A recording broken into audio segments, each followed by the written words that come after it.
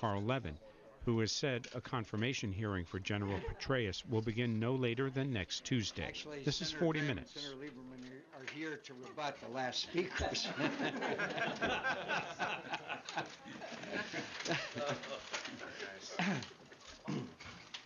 Good afternoon.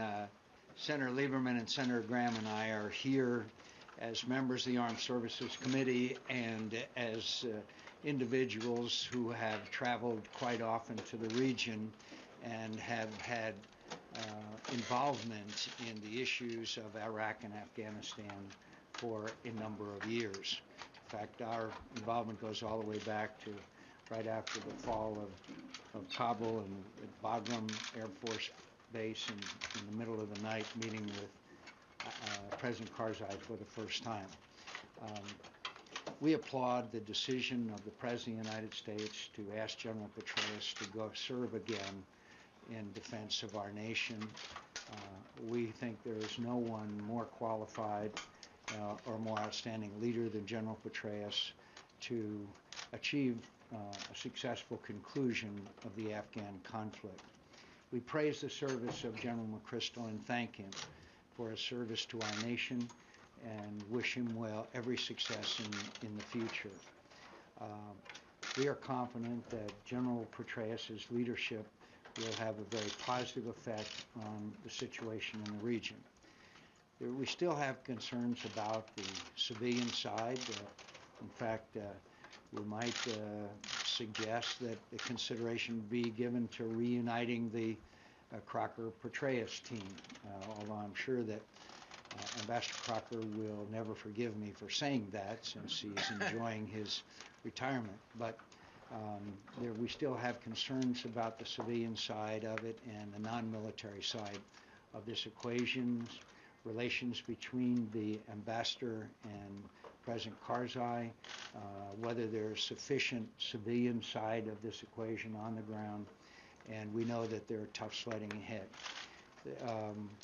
The hearing for General Petraeus' confirmation will probably be the fastest in the history of the Armed Services Committee. I've talked to Senator Levin, and it will be done very soon. The concern that we have is the issue that will be raised in General Petraeus' confirmation hearings is exactly what is meant by withdrawal in the middle of 2011, whether that is, quote, etched in stone, as the President's spokesperson, Mr. Gibbs, stated, or whether it will be conditions-based.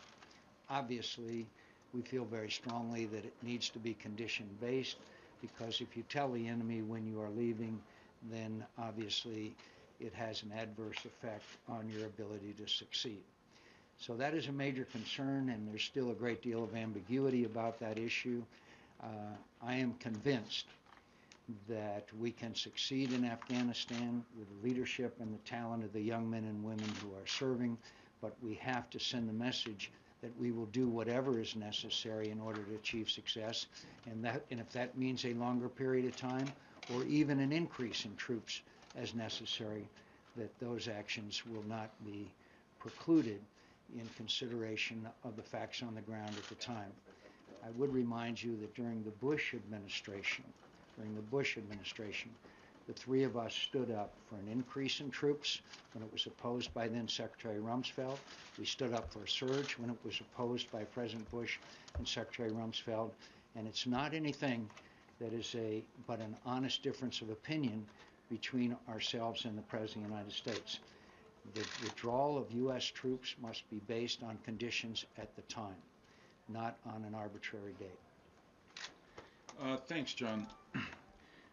Because General Stan McChrystal is a brave warfighter and has been a very strong leader of the multinational forces in Afghanistan, the unfortunate and inappropriate comments that he made in the article presented President Obama with a very hard decision. But I think the President today stepped up and dealt with it directly and strongly and made the right decision in accepting General McChrystal's offer of resignation. We are very fortunate indeed that Dave Petraeus responded to the President's call to him to go and take up these responsibilities of command in Afghanistan. If there's ever been an example of somebody putting national interest ahead of personal interest, it is General David Petraeus' willingness to accept the command of our forces in Afghanistan. So I hope that the announcement that the President made today has taken a crisis and turned it into an expression by the President of his strong support for the strategy that he adopted after thorough review last year and announced at West Point last December 1st, which was what happens in Afghanistan is a vital national security interest to the United States. If it goes badly there, it will be very bad for us here at home, because that's the place, obviously, from which we were attacked on 9/11. So it was important to hear the President restate his commitment to that strategy of counterinsurgency in Afghanistan and to success in that strategy. And I think we have a higher a possibility, I think a probability now with Dave Petraeus in charge of achieving that. I want to stress one other thing that the President said today that I thought was very important. He talked about how important it was that his team be unified in pursuit of the strategy he, President Obama, has chosen for Afghanistan. He said that he will always welcome internal debate, but will not countenance division publicly. And I think the unfortunate comments that appeared in the magazine article by General McChrystal and his staff reveal what we have known, which is that there is not the kind of unity in Afghanistan between our civilian and military leadership. And in fact, there has been some unnecessary and I think harmful public discussion here in the U.S. about central points of our strategy in Afghanistan, including what the meaning is of what the troops in the U.S. troops in Afghanistan will begin to do or won't begin to do in July of 2011. So that I hope that we have turned a corner here, and every member of the team, civilian and military, will now work with and behind the Commander-in-Chief in achieving the success that we need to achieve in Afghanistan. And after the announcements of today, I feel we will achieve in Afghanistan. Senator Graham. Well, this is a sad day in many ways, because a good man, General McChrystal's career is probably over. But the President of the United States, our Commander-in-Chief, had no other choice in my view. I've been a military officer most of my adult life, and there's lines you can't cross. Those lines were crossed. And it was poor judgment, but it was beyond poor judgment. It made it, I think, virtually impossible for the general to stay in his job. And as Commander-in-Chief, President Obama did the right thing today by accepting his resignation. And that is sad. We lost a good general, but the President, in my view, had no other choice, because to keep him there would have blurred a line that served this country very well for a very long time. And that is, those of us who wear the uniform have an obligation to keep our opinions to ourselves when it comes to civil-military relationships. Dave Petraeus is our best hope. If things don't change, nobody can pull it out in Afghanistan. We're not doing as well as I would like. There's uneven progress. The civilian side is, in my view, completely dysfunctional. The relationship between the civilian leadership and President Karzai has to be changed and repaired. This is a chance to start over. I would urge the President to look at this as a chance to put new people on the ground without old baggage. And if we don't change quickly, we're going to lose a war we can't afford to lose. Do I think we can win? Yes. America can win. If America loses, it's a nightmare that none of us will be able to live with very long. The July 2011 policy is confusing. It undercuts the war effort. It empowers our enemies. It confuses our friends. And I think it needs to be reevaluated. General Petraeus said in an open hearing that he believed he had the ability to go to the President in July 2011 or earlier and say, Mr. President, things are such in Afghanistan, it's not wise to withdraw troops. We actually may need more. He told us that he felt like he had the ability to make that recommendation. My question for the country is, will the President listen to that recommendation? I would urge the President to keep on the table the ability to hear the General out, and if the General recommended we cannot withdraw, to keep that as an option. If the President says, no matter what General Petraeus may recommend, we're going to leave in July of 2011, we will lose this war. Senator McCain, you obviously did not use the same words, but it sounds like you all have the same sentiment that General McChrystal had about the frustration with the civilian leadership in the Obama administration. Is that accurate? I think some of the comments that were made attributed to General McChrystal and to members of his staff were inappropriate. I mean, there is a role for the military in our society, and that role is that you not only obey civilian leadership, but you respect civilian leadership, and if you don't, then you resign. That's the way our society, and that's the relationship particularly between the commander-in-chief and the military leadership.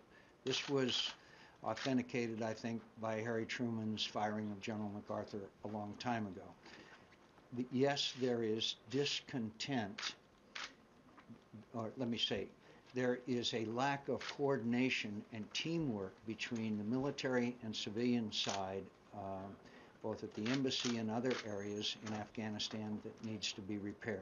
I think that is very clear.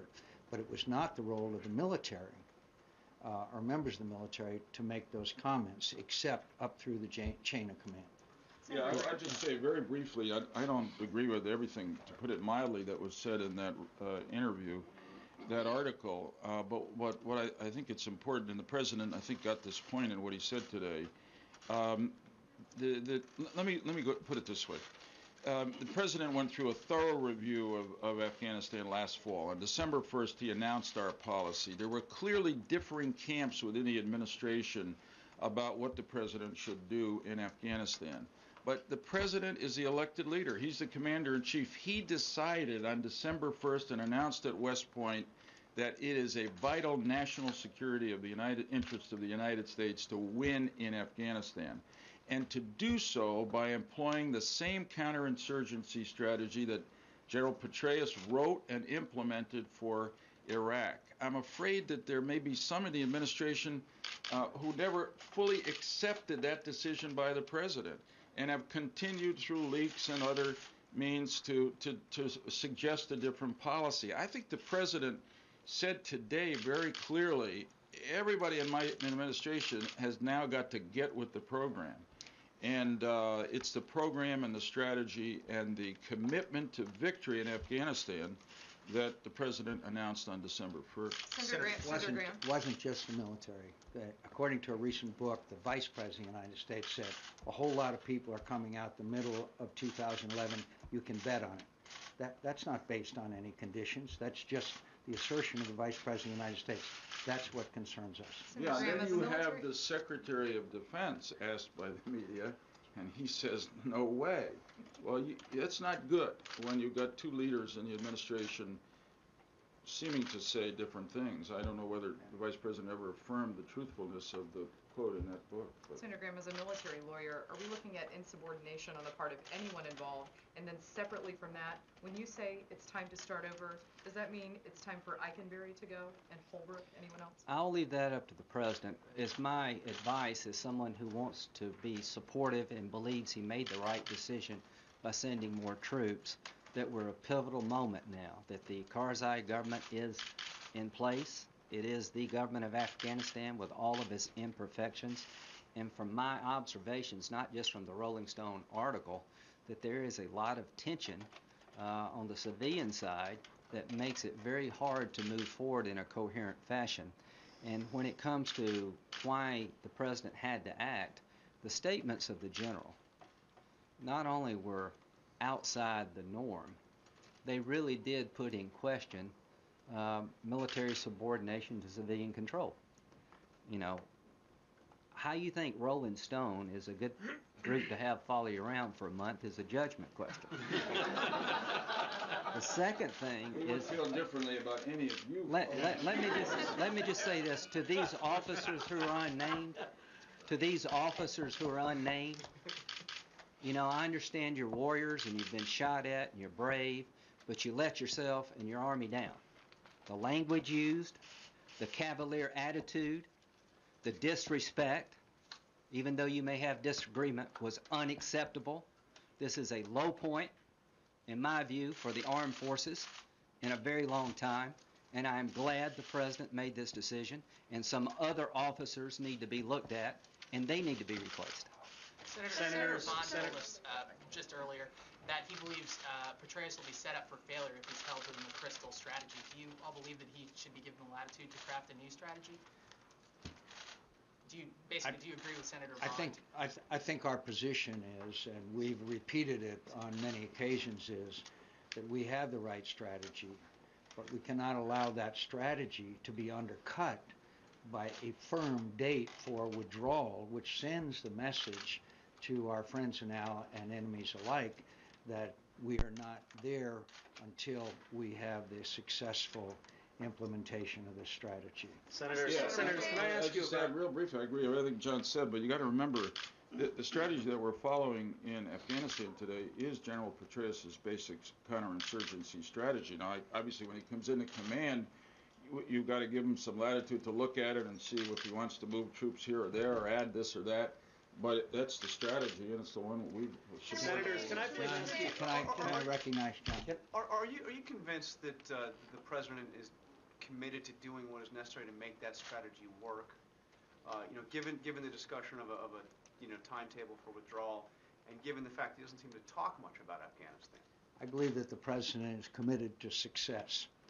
Whether we have the proper policy, which means the commitment to begin a withdrawal middle of next year, regardless of the conditions on the ground, I think is a flawed policy. But the strategy, if not undercut by that, I think is a strategy that we can have a great deal of confidence in. I'm not questioning the President's motives. I think he understands the consequences of failure in Afghanistan. It's a vital national security interest of the United States to win. He said that.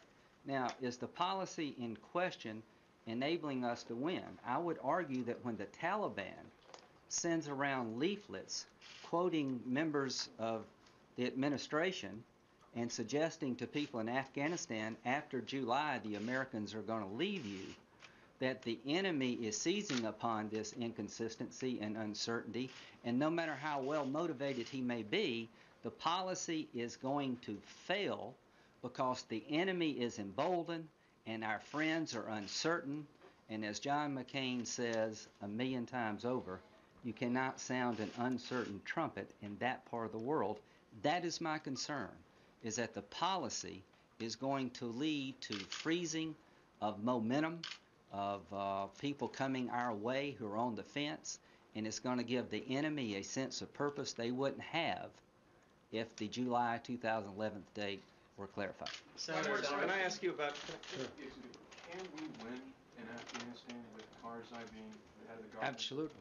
Absolutely. In fact, some of his behavior that you've seen, in my view, has a lot to do with his uncertainty about the commitment, the length of the commitment on the part of the United States of America. Absolutely. Is it the second Thank you very much. drug dealer problem? We're out of time. Thank you.